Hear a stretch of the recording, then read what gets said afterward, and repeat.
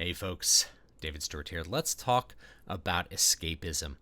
Escapism is a very important idea or theme that you find running through a lot of science fiction and fantasy literature and movies. And increasingly, you may find it in other genres as well, particularly at the cinemas. What is escapism? Broadly defined, it's the good feelings that are associated with wanting to leave the environment that you're in and go to another environment, the fictional environment of the work that you happen to be interacting with. And you can do this through empathy with the main character. Like I mentioned this in Harry Potter, when I talked about Harry Potter and escapism, which features very prominently in this. So you can very much empathize or put yourself in the place of the main character of a story, or imagine yourself as another character that's interacting with that character. Or you can do it directly if you're playing a role-playing game like Elder Scrolls or a tabletop RPG like Dungeons and Dragons. Then you're directly going to the other environment and interacting with it. Usually it's going to be, there's something about that other world, that other setting, which is positive, that invokes positive feelings. It's the good feeling of leaving. So you wouldn't have an escapist feeling with, say, 1984. A highly dystopian future you wouldn't really want to escape to unless there's like a screw loose or something. So most people don't want to escape to 1984. They want to escape to Hogwarts, or they want to escape to Middle Earth, or they want to escape to Tamriel or something like that. What I want to talk about in this video are the three main ways in which escapism is achieved. And you can think about this if you're an author, or if you're a comic artist, or if you're a movie maker, or if you're a gamer, or you're just somebody who wants to know how the art works and how it's affecting you, and how you're going to find other art that pleases you.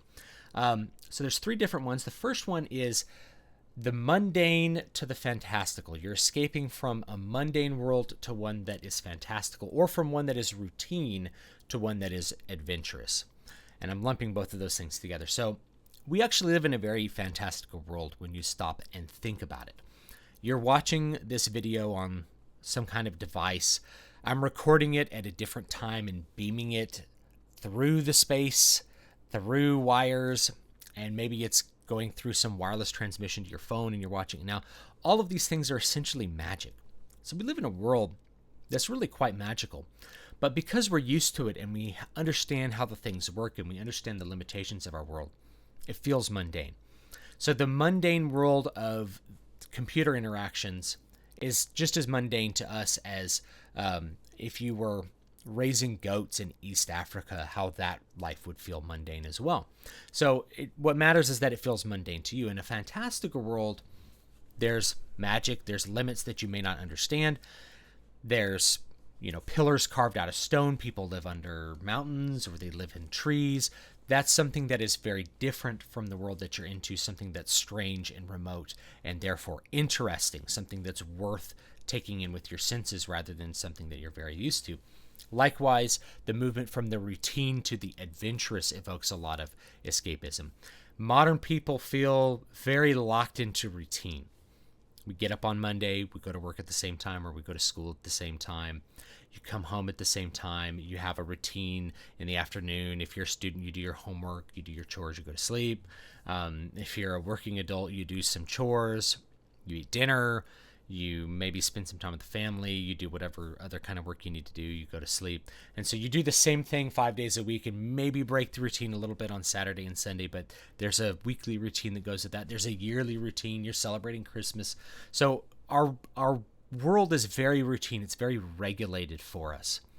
And so we have a need to break out of that a lot of times. I don't think people are meant to be completely boxed in by routine. Routines can be very useful, but they can also make you feel like your life is sort of slipping away. There's not enough interest. There's not enough variety for you to feel like you're living your life.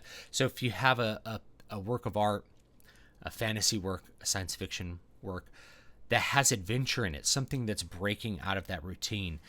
When you read Lord of the Rings, there's nothing repetitive about it. It's a thorough adventure. Everybody is doing something new for the first time.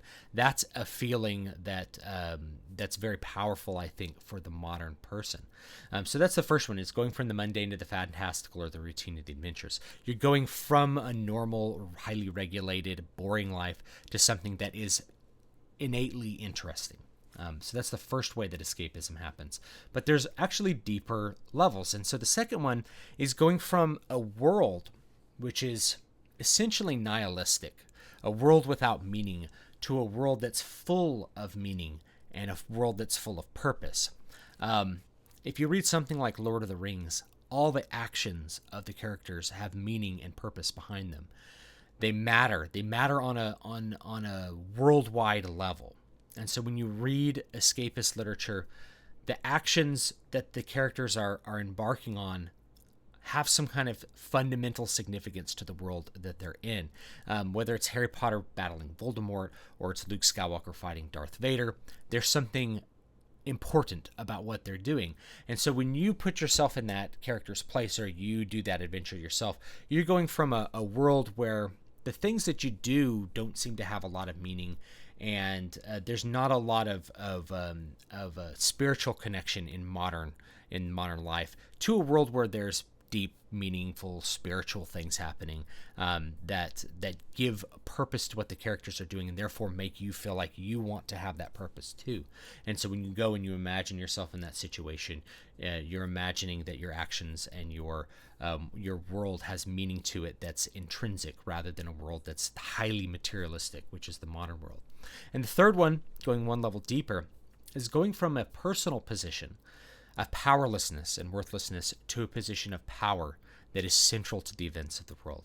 So you've gone from, something kind of aesthetic to something that is a deeper idea, and then finally to the personal level. A lot of people feel powerless in their lives, and it's easy to feel that way, especially if you're a young person. And I think escapist literature really affects young people to a large degree, and I think that's part of the success of Harry Potter, and really the success of lots of other fantasy literature as well. If you're young, your life is highly, highly regulated, and what you do doesn't seem to matter a whole lot, and you don't have a whole lot of power over your own life. And unfortunately, this feeling often chases children into adulthood, into the modern millennial existence, where you go from high school, where everything, your life is completely controlled, to college, where you think you have a certain amount of freedom, but the process of getting through college is extremely regulated. There's very little opportunity to do something. You have specific requirements to get your degree. You go through, you get your degree, and then you're saddled with debt. You have to show up at a job where you show up at 8 and leave at 5. You have to do that for a really long time to try to pay down your debt. And before you know it, you end up in the same situation you were as a kid, where you feel kind of powerless to change your life.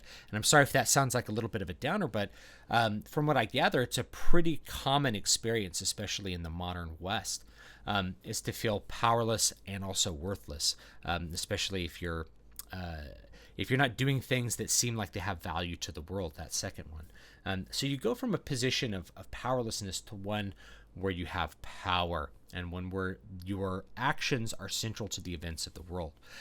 So going back to Harry Potter, I think that's why that's really a very strong feeling of escapism, is you have a child that's essentially abused, a powerless individual that's brought and escapes to a better, more interesting environment, less mundane, one where they matter, where they're an important person, and one where their actions end up having a lot of significance as you go through the series, and eventually you get to the point where Harry Potter's actually working with the most powerful wizard to try to overcome the Dark Lord. So you have an ascent to power. You have that quest for power happening. So those are the three things that I think really draw people and evoke a sense of escapism. And if you feel drawn to escapism, that doesn't mean that you are, in essence, powerless in your world. It just means that you may feel that your world is mundane. You may feel that you don't have as much power as you ought to have. And most people are not, they're not Caesar.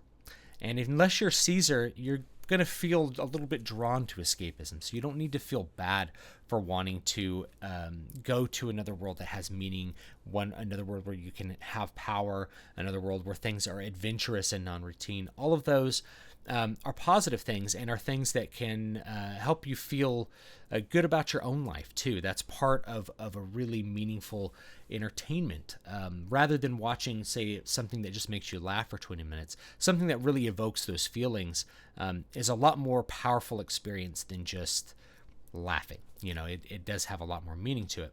So that's where I think a lot of those come from, and I think those pieces of literature which are best at having that really cue into those things.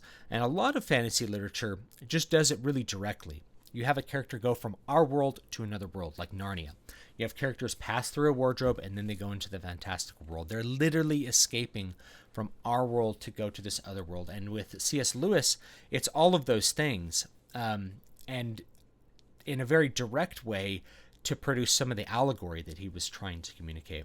You go from our world to a world of adventure, a world where they're just 4 children that are locked away for a summer, to literally kings and queens of an entire country, where they're constantly going on adventures. Their lives have meaning and purpose, and they're taught something that is of deeper and more important spiritual purpose to their lives, and something that when they bring it back to the real world, they've still learned all the spiritual lessons that they learned in Narnia. And that's one of the important themes, I think, of all of the Chronicles of Narnia books. So hopefully that's an interesting little set of ideas there. Leave me your thoughts down below on escapism, or the things you like which provide escapism. For me, I really like playing RPGs. And I'll kind of close this by saying it's easy to go too far when trying to evoke escapism and create a character that's, say, a Mary Sue, which is an author insert usually. It's a power fantasy of the author. It's the author wishing to escape to that. So if you're writing Star Trek fan fiction and you put yourself in there as the youngest graduate, that's you kind of engaging in escapism through writing. And you can go too far in creating just really obtuse or very unrealistic power fantasies, where the character that you're supposed to be having empathy for is powerful to the point where they're off-putting, or powerful to the point where they're no longer believable. So it's easy to go too far with trying to evoke escapism, but those pieces of literature that do it really well do it a little bit. They use all 3 of those things to different degrees rather than just hammering one of them. So thanks so much for watching, and I will see you all next time.